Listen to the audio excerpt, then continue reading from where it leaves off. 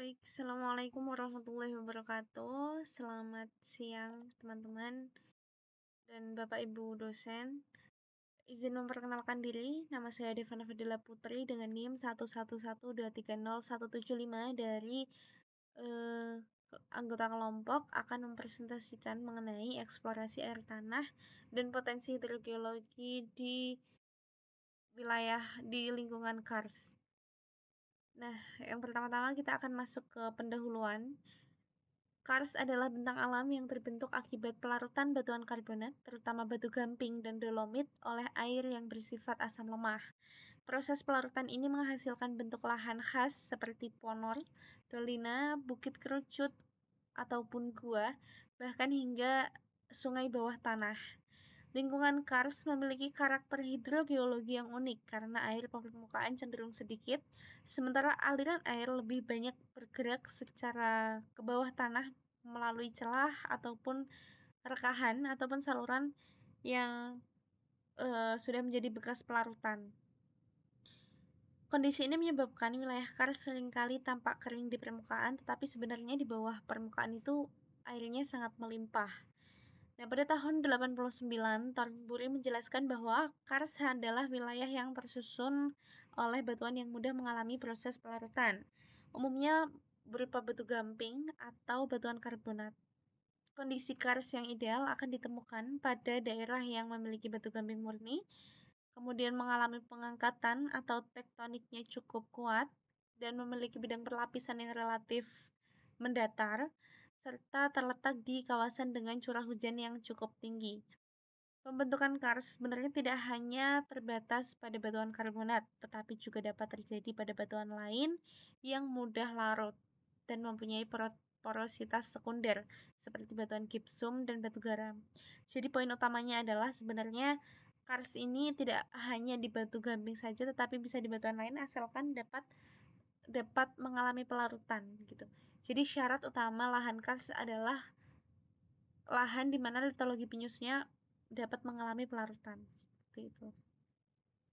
Kemudian masuk ke dalam karstifikasi atau proses terbentuknya bentang alam kars, di mana pada dasarnya sangat dipengaruhi oleh proses pelarutan.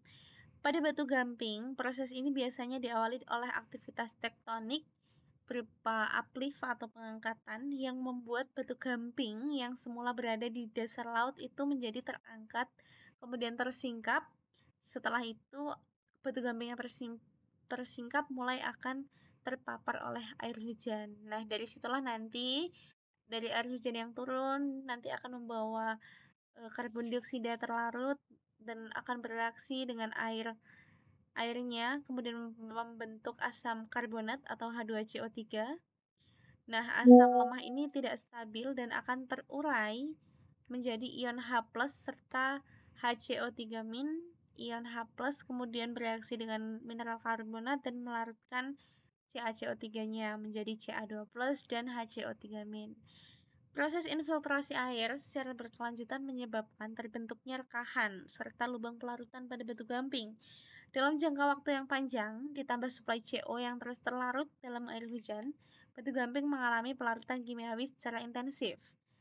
Reaksi pelarutan tersebut dapat dituliskan secara sederhana sebagai berikut, yaitu ada CaCO3 plus H2O plus CO2 menghasilkan CaHCO3 2. Nah, dapat dilihat di sini saya membuat menggunakan AI. Ini adalah contoh bentuk lahan kars di mana ini litologi penyusunnya adalah batu gamping, katakanlah seperti itu, kemudian di atasnya ada aliran air sungai. Nah, air sungai yang mengalir itu akan melarutkan batuan litologi yang dia lewati. Kemudian nanti ketika sudah mencapai ketika air semakin turun, kemudian dia akan membentuk cavern seperti ini dan dapat menjadi sungai bawah tanah atau aliran bawah tanah ataupun danau bawah tanah, bawah permukaan. Kemudian nanti juga akan dapat terbentuk stalagmit seperti ini, seperti yang di gua-gua tapi juga di bawah tanah. Dan itu juga semuanya hampir seluruhnya merupakan produk dari pelarutan. Kemudian kita selanjutnya akan membahas tentang geologi Gunung Kidul. Yang pertama saya di sini memiliki peta fisiografi Gunung Kidul yang diambil dari Pegunungan Kuesta Baturagung. Di sini dapat dilihat subzona-subzona dari wilayah Gunung Kidul. Geologi Kabupaten Gunung Kidul merupakan tersusun oleh batuan berumur Miocen bawah, yaitu batu pasir vulkanik dari formasi Kebukuta sampai Semilir, serta batu breksi vulkanik dari formasi Ngelanggeran.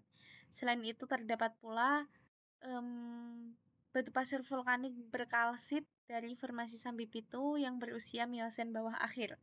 Seluruh batuan tersebut merupakan batuan penyusun asli yang kemudian nanti akan diterobos oleh intrusi basalt Tegalrejo yang berumur Miocen akhir.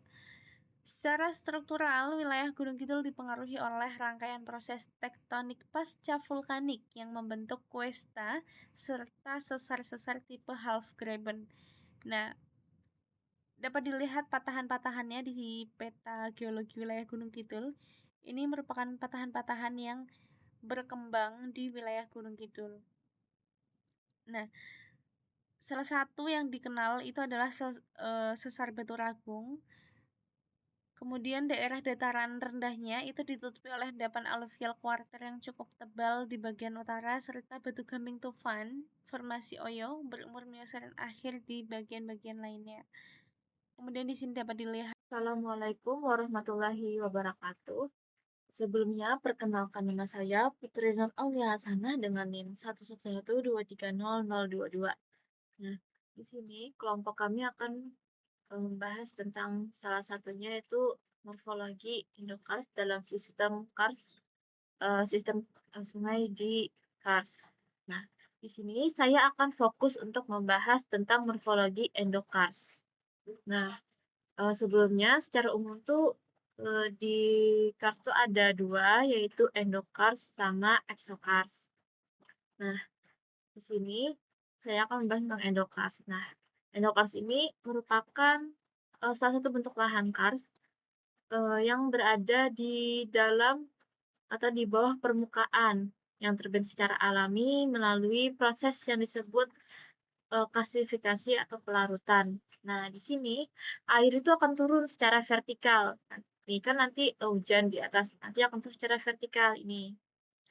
Nah, nanti akan ada sungai dan gua. Nah, bentuk umumnya tuh ada gua, sungai bawah tanah, sama ornamennya seperti stalagmit dan stalaktit. Nah, nanti airnya secara vertikal akan bergerak secara horizontal sini. Nah, terus untuk ukurannya tuh ada beragam. Ada yang besar sampai puluhan meter hingga kecil sampai 0,3 meter. Nah, ukuran yang kecil ini disebut protocave atau nanti tuh bakal gua. Nah, nanti protocave ini kan kecil. Dia lambat laun seiring dengan berjalannya waktu, dia tuh nanti akan menjadi gua yang besar seperti pada gambar.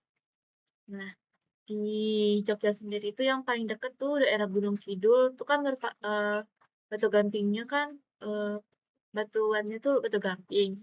Nah, di sana tuh ada kars. Jadi di daerah Gunung Kidul itu nanti bakal banyak ditemukan gua-gua seperti ini. Nah, ini salah satu contohnya. Nah, adapun faktor yang mempengaruhinya tuh ada beberapa menurut Palmer kan. Yang pertama itu jenis batuan. Nah, jenis batuan yang ada.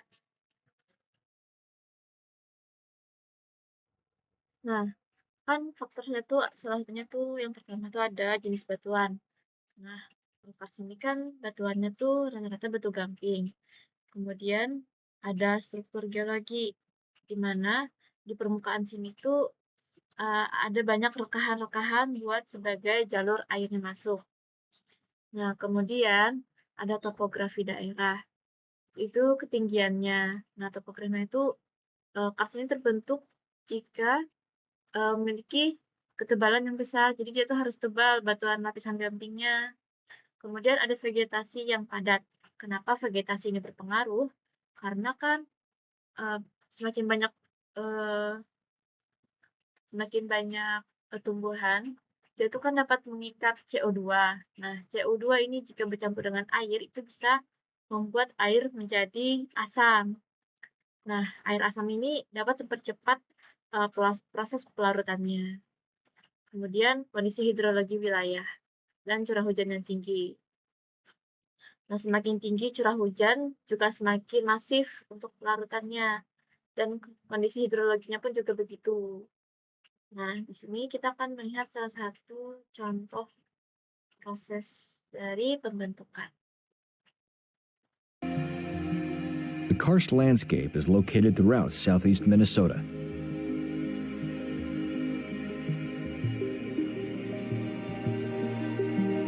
Ini kan bentuk lahan karstnya.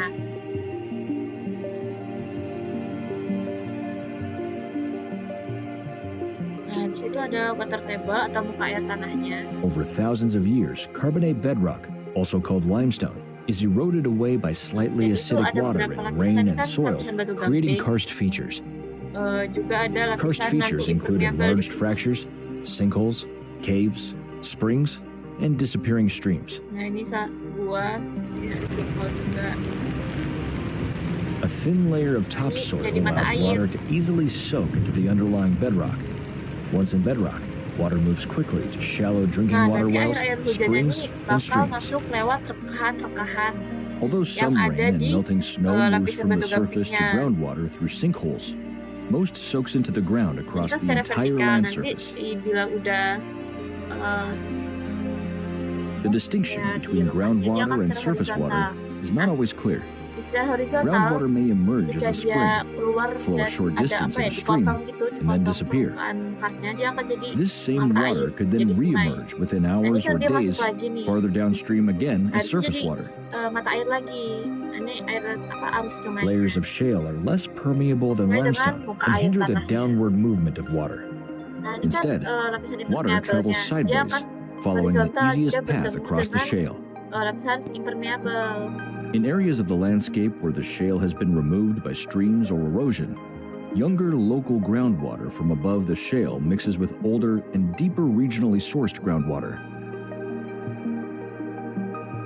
Younger water is often from aquifers located above shale layers and can be just days to decades old. Older water is typically contained deeper in the glacial till and bedrock layers and can be decades to centuries old. In many cases, drinking water is a mixture of both younger and older water.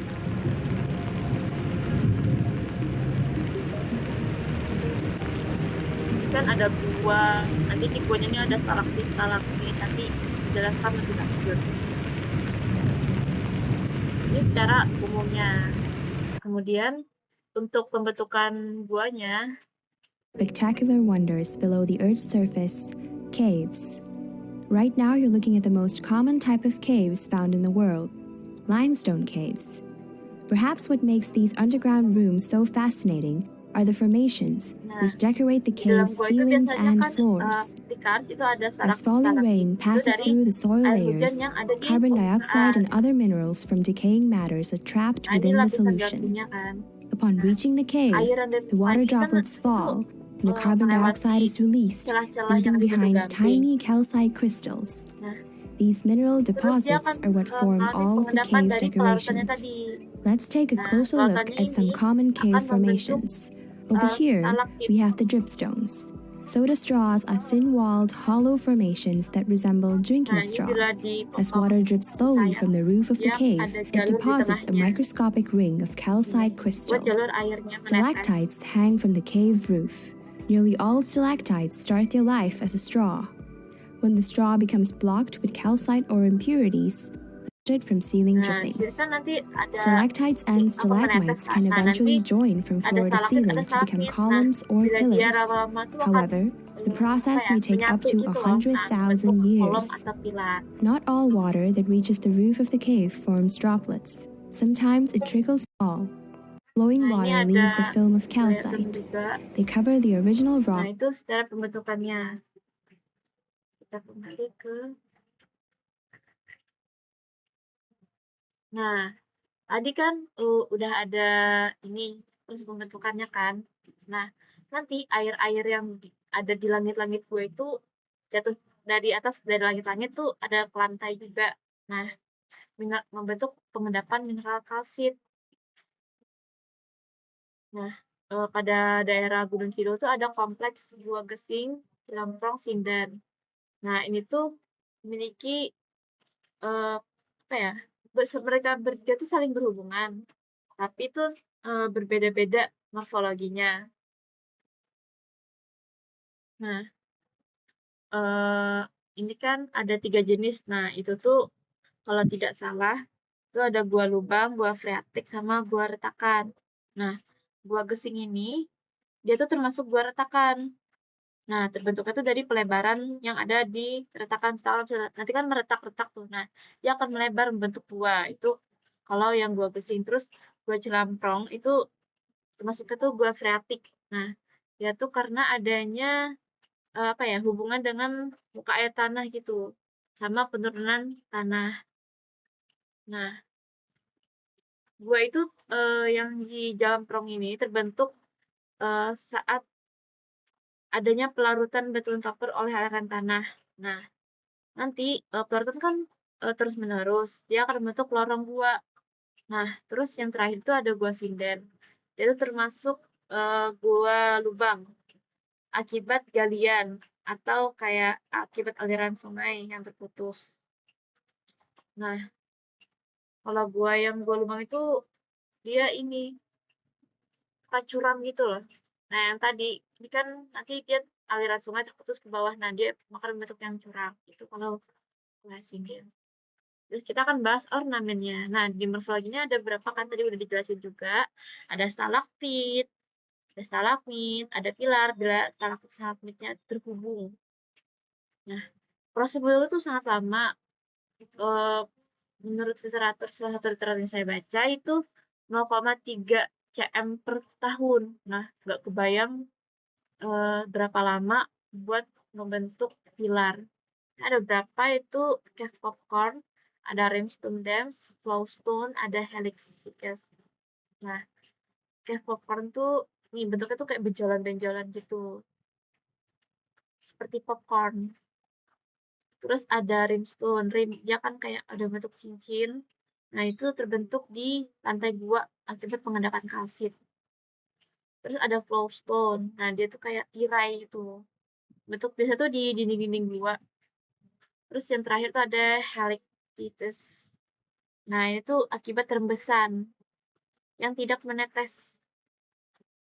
Nah, jadi bentuknya tuh kayak aneh, kayak apa ya, kayak gak beraturan, kayak abstrak gitu. Nah, mungkin sekian dari saya untuk morfologi cars untuk endokars. Mohon maaf jika ada kesalahan. Wassalamualaikum warahmatullahi wabarakatuh. Baik, sebelumnya perkenalkan, nama saya Abdullah Rashid dengan NIM 111230114. Pada kesempatan kali ini saya akan mempresentasikan tentang morfologi exocars.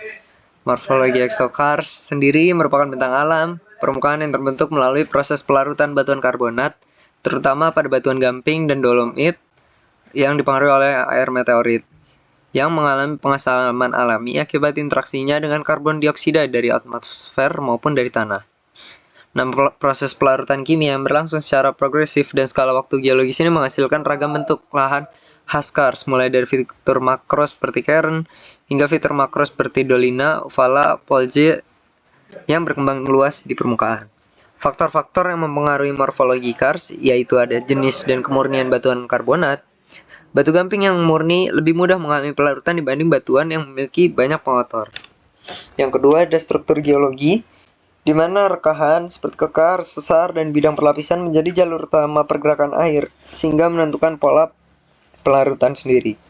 Yang ketiga ada iklim dan curah hujan, di mana curah hujan tinggi dan iklim lembab mempercepat pelarutan dan pembentukan bentuk lahan kars di permukaan. Yang keempat ada keasaman air dan kandungan CO2 di tanah. Air yang lebih asam meningkatkan kemampuan melarutkan batuan karbonat. Yang kelima ada vegetasi dan ketebalan tanah penutup. Vegetasi di atas permukaan menghasilkan CO2 atau karbon dioksida pada tanah yang dapat membantu menjaga kelembapan sehingga mempercepat atau memperkuat proses pelarutan.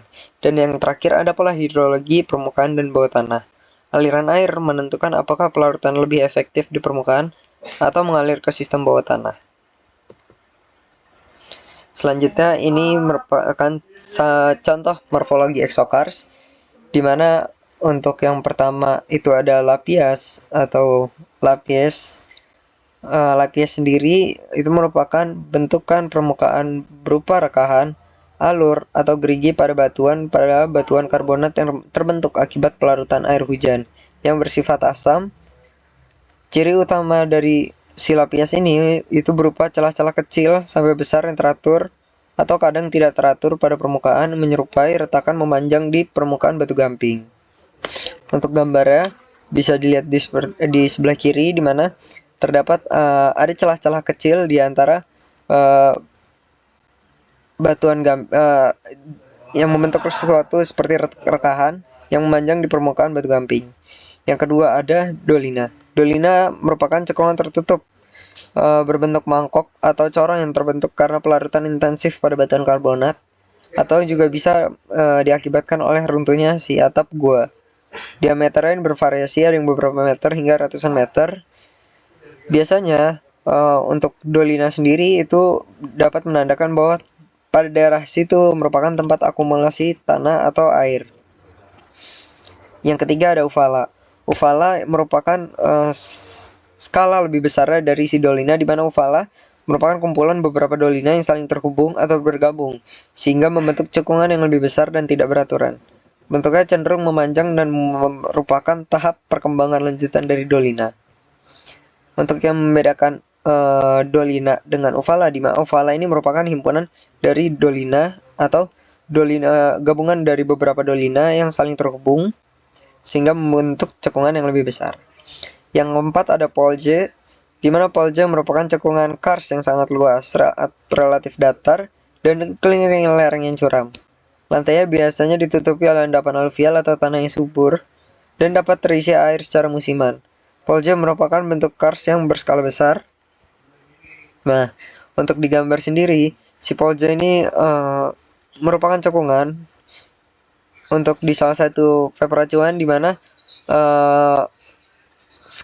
skalanya itu bisa mencapai 50 km untuk diameternya. Yang kelima ada Hoches, itu ada Carentorp atau Kars Valley, di mana Hoches itu merupakan lembah yang memanjang sempit yang terbentuk akibat penggabungan lapias atau pelarutan sejajar sepanjang zona lemah batuan. Bentuknya umumnya seperti lembah-lembah kecil linear yang tidak memiliki aliran permukaan permanen karena air akan segera meresap ke dalam batuan.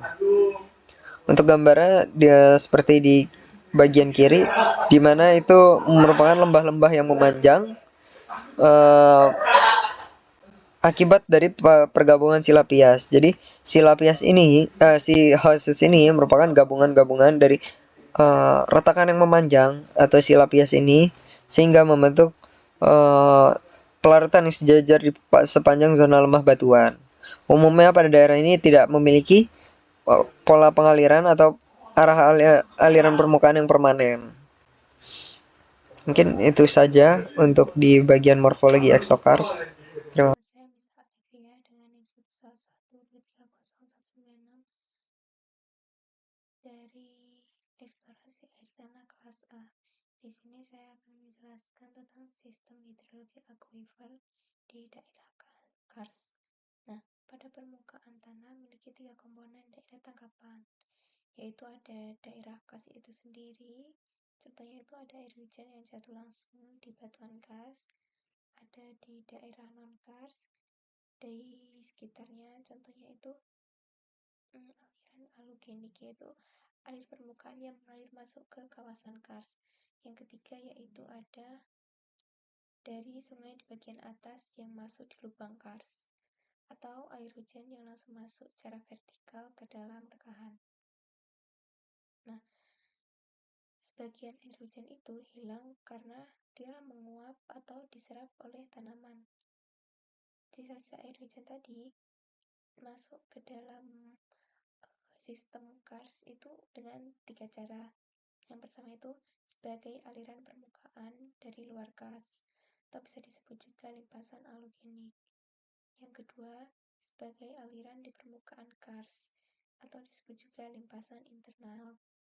Yang ketiga, sebagai rembesan pelan lewat rekahan kecil di batuan, atau dinamakan diffuse infiltration.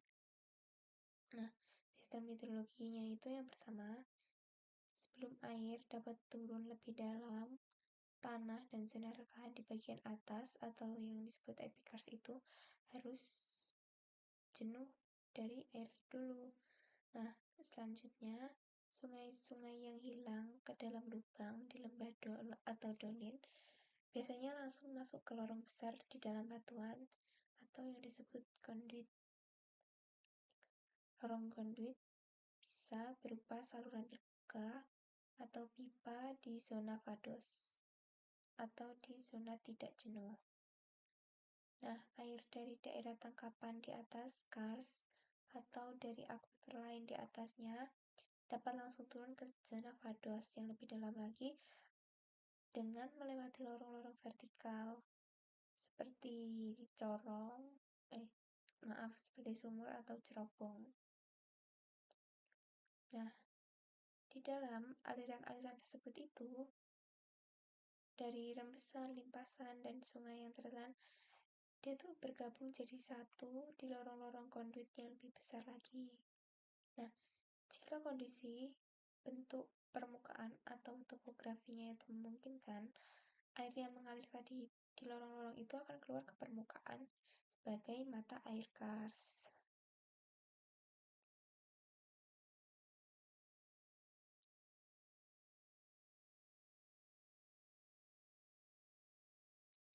Nah, selanjutnya itu singkatnya, pada awalnya itu aliran yang bersifat diffuse yang ini lebih dominan melalui fissure atau rekahan kecil. Nah, rekahan kecil ini yang dia tuh jumlahnya banyak nih. Dan selain jumlah yang banyak, dia itu juga rapat. Karena proses solusional itu terus berkembang, jaringan konduit-konduit ini mulai berkembang dan menyebabkan meningkatnya jumlah aliran. Nah, pada masa tersebut dapat dikatakan bahwa sistem aliran yang berkembang adalah campuran antara sistem diffuse dan konduit. Pada kars yang dewasa dan telah berkembang dengan baik, sistem konduit lebih dominan dan hampir tidak terdapat sistem diffuse. Dari yang seperti ini berubah menjadi seperti ini. Nah, White pada tahun 1988 itu mengklasifikasikan aquifer kars menjadi 3 berdasarkan sifat alirannya. Yang pertama itu ada diffuse flow kars aquifer. Apa sih itu? Nah, jenis yang pertama ini yaitu dia ini memiliki aliran yang didominasi oleh rembesan mulai rekan-rekan yang kecil tadi yang sudah dijelaskan sebelumnya. Selanjutnya, pelarutan batuan kurang berkembang dengan baik, sehingga aquifer cenderung homogen dan alirannya mendekati hukum Darcy. Goa, jika ada goa itu berukuran kecil dan tidak saling terhubung. MAT-nya itu mudah dideteksi dan fluktuasinya relatif kecil. Selanjutnya yaitu ada jenis yang kedua yaitu free flow karst aquifer. Aquifer jenis ini tuh memiliki aliran yang campuran dengan lorong-lorong solusi atau konduit yang dominan. Jadi untuk yang jenis kedua ini lebih dominan ke konduit, untuk yang jenis yang pertama ini lebih dominan ke diffuse. Aliran ini terutama melalui lorong-lorong besar menyerupai pipa dengan aliran turbulen. Berarti dia tidak memenuhi hukum Darcy karena dia memiliki aliran yang turbulen. Nah, sehingga pada kecepatan aliran mirip dengan aliran sungai permukaan. Mata air pada jenis ini dapat merespon dengan cepat terhadap hujan, menunjukkan fluktuasi debit yang signifikan. Selanjutnya jenis yang ketiga itu confined flow karst aquifer. Nah, untuk jenis yang terakhir ini, aquifer itu terletak di bawah lapisan batuan dengan permeabilitas sangat rendah yang mengontrol sistem alirannya secara signifikan. Meskipun memiliki lorong hasil proses pelarutan, aliran aquifer ini dipengaruhi oleh lapisan penutup dan berperilaku seperti aquifer tertekan. Sekian dari saya, terima kasih. Setelah sistem hidrologi aquifer, kita ke sistem hidrologi karsnya secara umum. Jadi, sistem hidrologi kars sendiri itu merupakan aliran yang khas di wilayah kars, yang dimana sistemnya akan berbeda di daerah non-kars sendiri. Sistem ini ditandai dengan adanya aliran bawah tanah yang dominan melalui lorong-lorong gua atau saluran bawah tanah yang terbentuk pada pelarutan batuan karbonat. Batuan karbonat di sini ada seperti batu kapur maupun dolomit itu sendiri. Lalu di air tanah di wilayah kars ini terbagi dari 3 sistem sesuai dijelaskan pada aquifernya tersendiri. Nah, di 3 sistem ini, itu sistem pertama adalah conduit, yaitu di mana alirannya itu terjadi pada lorong besar. Lalu sistem fissure, yaitu alirannya melalui retakan atau pecahan dari si batuannya itu. Dan sistem device atau di mana alirannya itu melalui para kecil yang tersebar dan rata. Nah, kondisi ini sendiri akan mengakibatkan distribusi dan kegiatan aliran yang sangat tidak merata dan anisotropis, sehingga memperlihatkan pola aliran yang unik, kompleks, dan dikaitkan dengan kuat pada struktur geologi dan topografi kars tersebut. Untuk kawasan kars secara umum, berpotensi menyimpan sumber air dalam jumlah yang melimpah. Potensial tanah kars dapat dijumpai di atas permukaan dan bawah permukaan. Air tanah atas permukaan berupa mata air dan telaga, sedangkan air tanah bawah permukaan berupa sungai bawah tanah. Menurut teori 1980 bahwa air tanah merupakan air yang mengisi celah atau pori rongga antar batuan dan bersifat dinamis. Daerah kars memiliki sumber batuan karbonat yang mempunyai banyak rongga, percelahan, dan melarut dalam air, sehingga sistem ini drainase permukaannya tidak berkembang dan lebih dimensi oleh sistem drainase bawah permukaan. Di sini ada ilustrasi dari hidrologi kars itu sendiri. Di hidrologi di sini bahwa air yang didapatkan dari hujan itu sendiri nantinya akan diserap oleh lapisan-lapisan yang ada pada daerah ini. Nah, airnya ini akan masuk mendistribusi sebuah perbukitan atau wilayah yang nantinya akan menjamin aturan si airnya dari si hujan.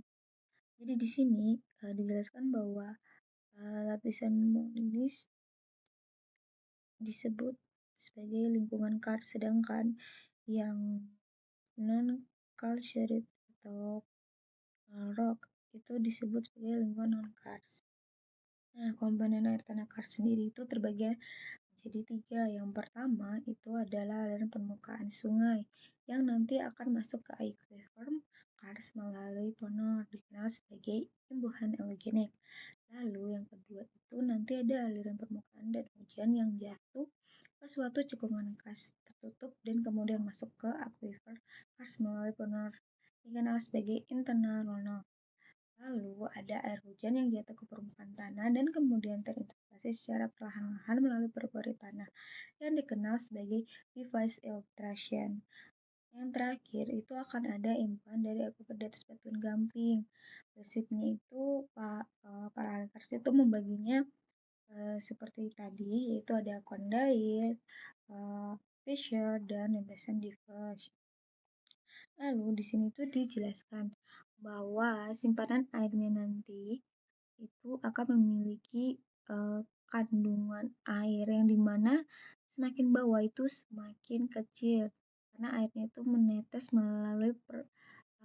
secara perlahan-lahan dan dibuang melalui sungai bawah tanah kars sendiri.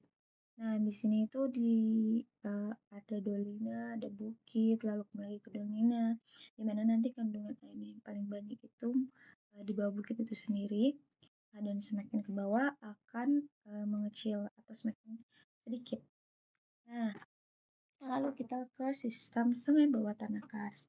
Sungai bawah tanah kars itu sendiri terjadi di daerah kars yang merupakan batu gamping, di mana sistem hidrologinya itu akan berbeda dengan non-karstik. Nah, hal ini berhubungan dengan sifat fisik kimia batuan gamping itu sendiri. Batuan gamping itu bersifat poros dan langsung meluluskan air hujan yang jatuh di permukaan tanah melewati rekahan-rekahan perlapisan batuan vertikal dan horizontal, sehingga tidak memungkinkan terdapatnya air di permukaan. Nah, sifat ini adanya permeabilitas daerah batu gamping yang akan melarut sangat besar, seperti pada gambar ini. Nah, lalu di sini juga dijelaskan hal ini disebabkan oleh rekahan-rekahan dan gua vertikal yang menyebabkan air dapat terlunsur melaluinya. Sirkulasi air menutup demonik, air source dalam hal ini, dan H2004, sifat komponen analisis dibagi menjadi dua komponen yang mempunyai berintegrasi, yaitu komponen analisis dan conduit. Nah, di sini diverge, alirannya akan cenderung mengarah ke bawah, dan alirannya itu akan cenderung dalam satu arah yang lurus. Sedangkan si conduit ini sendiri, daerah alirannya akan bercabang, dan bisa saja aliran itu akan masuk duluan, lalu nanti akan kembali lagi dan terus mengarah sampai ke bawah. Terus ada juga namanya Michel. Nah, aliran disinilah nanti polanya akan lebih sedikit acak atau campuran. Nah, dari sini kesimpulannya secara seluruh, sebenarnya karst itu sendiri adalah bentang alam yang akibat pelautan batuan karbonat seperti batu gamping dan dolomit oleh air yang bersifat asam lemas. Lalu pada pulau larutan ini tercipta beberapa karst seperti Porno, Dolina, Bukit, Kerucut, Gua, dan sungai bawah tanah. Lalu untuk morfologisnya itu dibagi dua, yaitu endokars dan esokars sendiri. Lalu sistem endokars sangat berbeda dengan sistem melalui dari endokars karena aliran permukaan atas sangat minim. Dan aliran dominan terjadi bawah permukaan melalui lorong kondait, retakan visual, rembesan, diffuse. Nah, pola ini juga nanti akan membentuk pola aliran yang heterogen dan anisotrops, di mana air dengan cepat meresap ke bawah dan mengalir dalam saluran bawah tanah, sehingga permukaan wilayah karst tampak kering meskipun memiliki potensi tanah yang besar. Baik, mungkin sekian yang dapat saya sampaikan. Wabillahi taufiq wal hidayah. Wassalamualaikum warahmatullahi wabarakatuh.